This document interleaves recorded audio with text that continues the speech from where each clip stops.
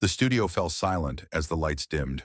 The air conditioning hummed softly, creating a gentle undercurrent of sound beneath the tense atmosphere. Clint Eastwood sat perfectly still, his weathered hands resting lightly on the arms of the leather chair, fingers slightly curved like they might reach for an invisible gun at any moment. His eyes, those legendary pale blue eyes that had stared down countless adversaries across 5 decades of filmmaking, were fixed on the young interviewer seated across from him. The interviewer, James Colton, shifted in his seat, the leather creaking beneath him. Sweat beaded almost imperceptibly along his hairline, despite the cool air. This wasn't his first celebrity interview, but Eastwood was different. At 91, the man wasn't just a Hollywood icon.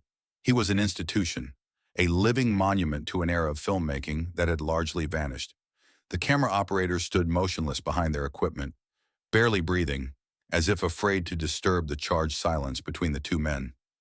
Colton cleared his throat. "Mr. Eastwood, thank you for agreeing to this interview. I know you don't do many of these anymore." Eastwood nodded, the slight movement causing the studio lights to catch the silver in his hair. "Well," he said, his voice low and gravelly with age but still unmistakably powerful, "figured I might have something worth saying." A hint of his trademark half-smile appeared, then vanished just as quickly. "You've been directing and acting for over 50 years now," Colton began, glancing down at his notes. "What keeps you coming back to the camera at 91? Eastwood leaned forward slightly, the chair creaking beneath his weight. "Stories," he said simply. "Always been about the stories. When there's still a good story to tell, why stop?" The cameraman to the left adjusted his focus, the lens whirring quietly as it zoomed in on Eastwood's face. The lines etched deeply around his eyes and mouth told their own stories, a roadmap of a life lived intensely, of squints into bright western suns and hard-jawed determination through countless roles. Hey folks, if you're enjoying this rare glimpse into one of Hollywood's most private legends, make sure you hit that subscribe button now. We've got more exclusive interviews coming up that you won't want to miss. And ring that notification bell so you don't miss our special series on forgotten Hollywood moments. Now back to our interview with the legendary Clint Eastwood. "Your latest film tackles some difficult themes," Colton continued, leaning in.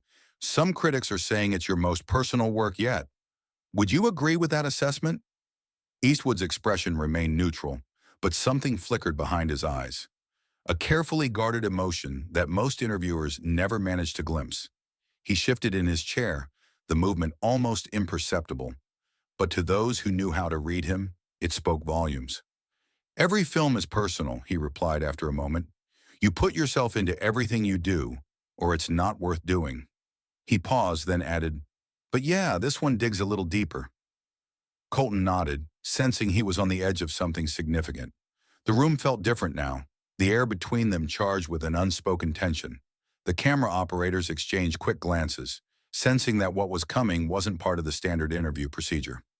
"Mr. Eastwood," Colton said, his voice dropping slightly, "we've been researching for this interview for months, and we came across something I'd like to show you." He hesitated, watching the old director's face carefully. "Something I don't think you've seen in a very long time." Eastwood's posture changed almost imperceptibly, his shoulders stiffening just slightly, the corner of his mouth tightening. Years of acting had taught him how to mask his reactions, but the sudden alertness in his eyes betrayed his interest. "That's so?" he asked, his tone casual, but there was an edge to it now. Colton nodded to someone off camera. The lights dimmed further, and a screen descended from the ceiling behind them. The soft, mechanical whir filled the momentary silence. Everyone in the studio held their breath. The camera operators, the production assistants huddled in the shadows, even the makeup artist who had paused at the door, sensing something important was about to happen. "Before I show this," Colton said, his voice now barely above a whisper, almost as if he was afraid of breaking some spell, "I want to ask, do you ever think about the roads not taken in your career? The parts you turned down? The films you didn't make?" Eastwood's jawline hardened, that famous squint returning as he assessed Colton more carefully now. "Not much point in looking backward," he said carefully. "What's past is past." But there was something in his tone, a slight hesitation that suggested otherwise. The set grew even quieter, if that was possible. One of the production assistants later said you could hear the electrical hum of the lights. "I think this might change your mind," Colton said, and he nodded again. The screen behind them flickered to life. The footage was grainy, clearly from decades ago. The colors had that slightly washed-out quality of film from the 1970s. At first, it showed only an empty set, bright lights, a partial wooden structure that might have been part of a Western town facade. Then a young man walked into frame, tall and lanky with sandy hair cut short. Eastwood's reaction was immediate but subtle. Just a slight widening of the eyes, a barely perceptible intake of breath. His hands, once relaxed on the chair arms, now gripped the leather. The young man on screen turned toward the camera, and despite the poor quality of the old footage, there was no mistaking him. A young Clint Eastwood, perhaps no more than 30, without the lines that life would later etch into his face, but with those same unmistakable eyes. But he wasn't alone. A moment later, another figure joined him on screen, a woman with dark hair falling past her shoulders, wearing a simple dress that belonged to another era. They stood close, not quite touching, but with the intimate proximity of two people who knew each other well. Eastwood's face had gone completely still. Not the practiced stillness of an actor controlling his expressions, but the paralyzed stillness of a man confronting something he never expected to see again. "This footage was found in a storage unit in Burbank," Colton explained softly. "It was part of a collection of test reels from Paramount Pictures, circa 1967. It was never used in any film, never released. According to our research, this was a screen test for a film that was never made." On screen, the young Eastwood and the dark-haired woman began to speak. The audio was scratchy and inconsistent, but their voices could be heard clearly enough. "You can't just leave," the woman was saying, her voice thick with emotion. "Not after everything we've been through." The young Eastwood's response was pure vintage, that same controlled intensity that would later define his career. "Some things you can't fix, Sarah. Some things you just have to walk away from." In the studio, the real Eastwood, the 91-year-old living legend, had not moved a muscle. His breathing had become shallow, almost unnoticeable. His eyes never left the screen. The scene continued, showing the two in what was clearly a rehearsal for a deeply emotional confrontation. The young woman reached for Eastwood's character, and for just a moment, the mask slipped. The young actor's face showed raw vulnerability, a quality rarely seen in the tough guy roles that would later define his career. "Maria Alvarez," Eastwood said suddenly, his voice so quiet that Colton had to lean forward to hear him. Her name was Maria Alvarez. The current Eastwood's hands were trembling now, just slightly, but unmistakable to the cameras capturing his every reaction. His breathing had become more pronounced, his chest rising and falling with greater effort. "Yes," Colton confirmed, genuine surprise in his tone. "That's correct. Maria Alvarez. According to our research, she was a promising young actress who appeared in a few films in the late 60s before she disappeared from Hollywood," Eastwood finished for him. His voice had taken on a quality no one in the studio had ever heard before. Softer, almost fragile. "She went back to Spain, never acted again." On screen, the scene continued to play out. The young Eastwood and Maria moved through their lines with an intensity that transcended the poor quality of the old footage. They were good, remarkably good together, their chemistry palpable even through decades of degraded film. The old Eastwood watched, utterly transfixed. Something had changed in his demeanor, the legendary stoicism cracking ever so slightly at the edges. His right hand had moved from the arm of the chair to his knee, where it rested, curled into a loose fist. "This was for Crossroads at Midnight," Eastwood said, not as a question, but as a statement of fact. "A screenplay by Thomas Woodward." Colton nodded, clearly impressed. "Yes, that's correct. A film that was never made. The project was shelved when financing fell through. All that exists are these test reels and a partial script in the Paramount archives." On screen, the scene was building to some emotional crescendo. The young Maria stepped closer to Eastwood's character, her hand reaching up to touch his face. The young Eastwood didn't pull away. Instead, his expression changed, softened, revealing a vulnerability that his fans would find startling. "You don't have to be alone," Maria's character said, her voice breaking slightly. "You don't have to carry this by yourself."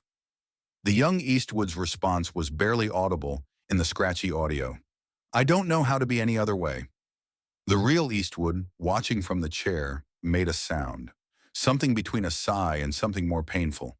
His right hand uncurled from its fist and moved to his face, fingers pressing against his temple as if warding off a sudden headache.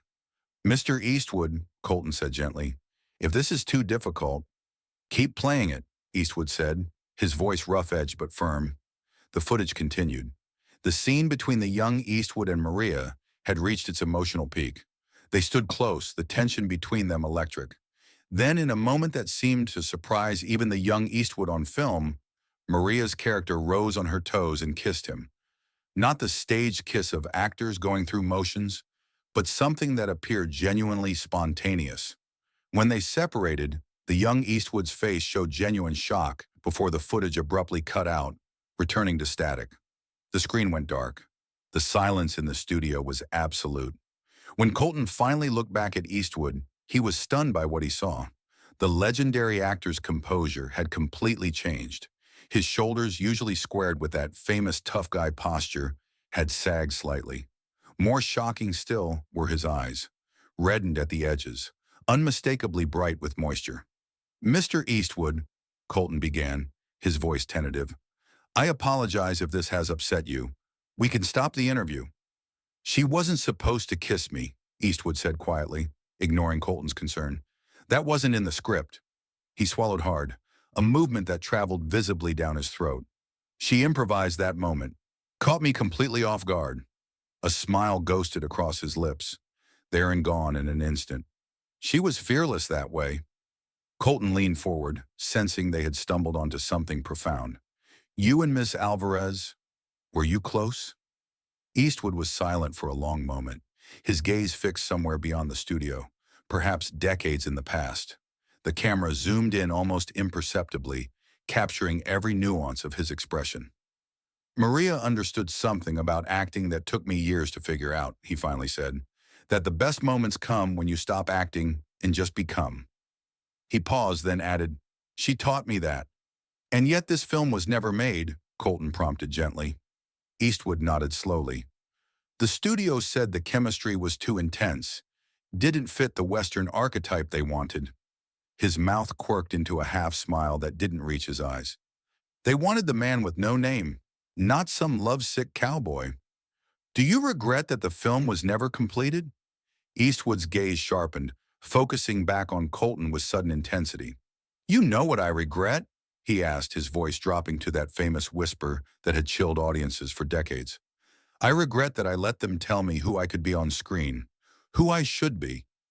Something was happening now, something extraordinary. Clint Eastwood, the man who had built a career on stoic strength, on characters who revealed nothing, was revealing himself layer by carefully guarded layer. "Maria went back to Spain because she refused to compromise," Eastwood continued. "She told me—" He stopped abruptly, his voice catching. The studio held its collective breath. No one had ever seen Eastwood like this. Not in any interview, not ever. He drew a deep breath, steadying himself.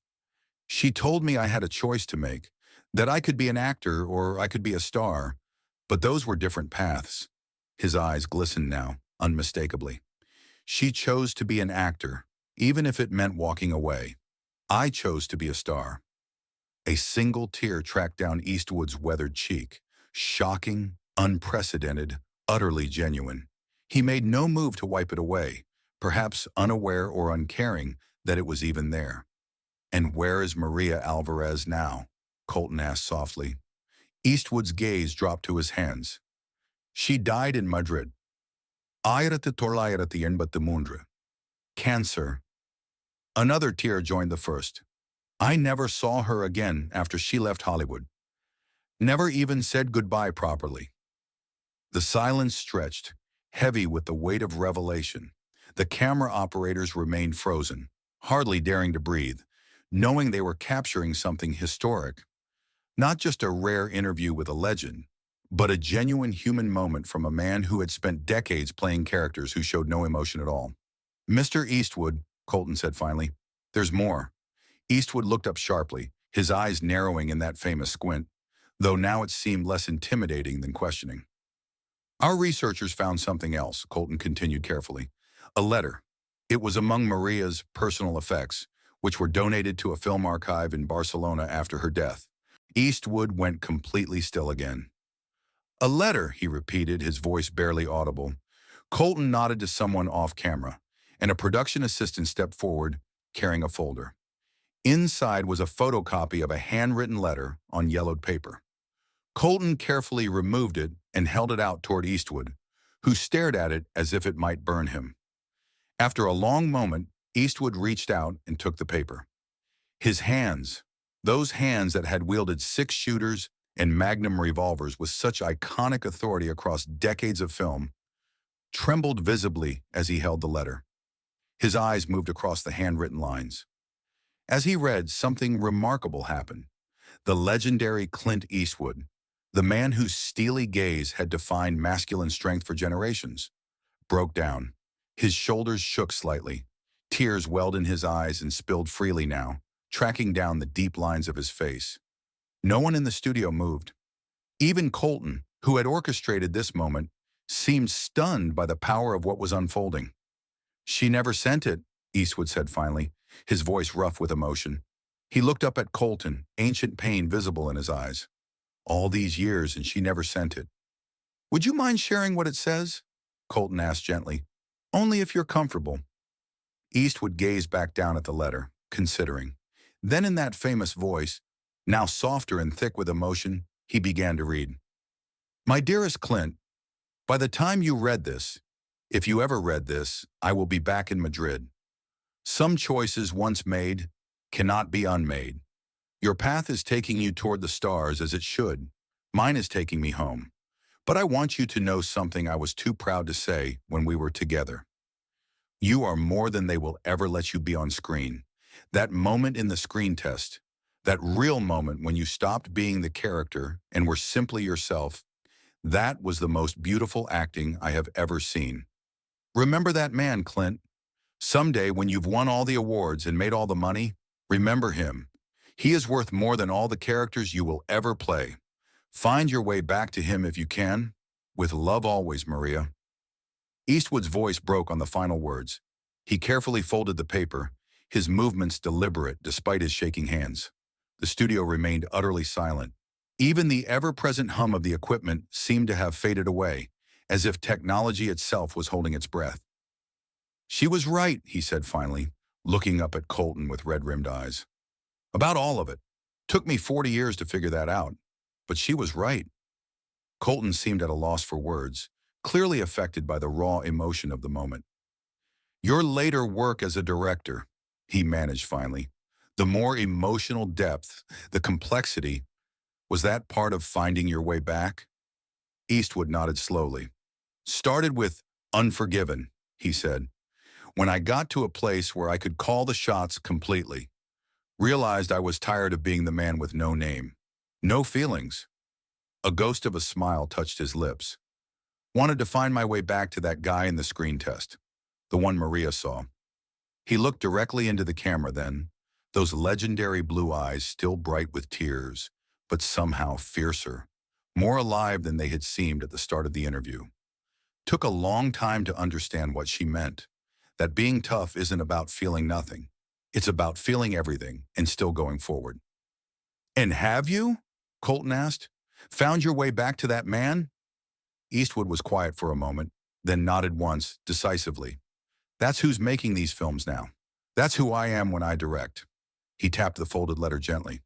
"Took me 91 years and a ghost from the past to be able to say that out loud." As the interview concluded, Eastwood asked to keep the copy of the letter, holding it carefully as if it were made of glass. When the cameras stopped rolling, witnesses reported that he sat alone for several minutes, lost in thought, the letter still in his hands. Before leaving the studio, he turned to Colton and said something the microphones didn't catch, something that made the young interviewer's eyes widen in surprise. Later, when asked what Eastwood had said to him, Colton would only smile and shake his head. "Some things need to stay private," he said, "even in Hollywood." What remains is that rare, extraordinary footage of one of cinema's most iconic tough guys, revealing the heart beneath the steel.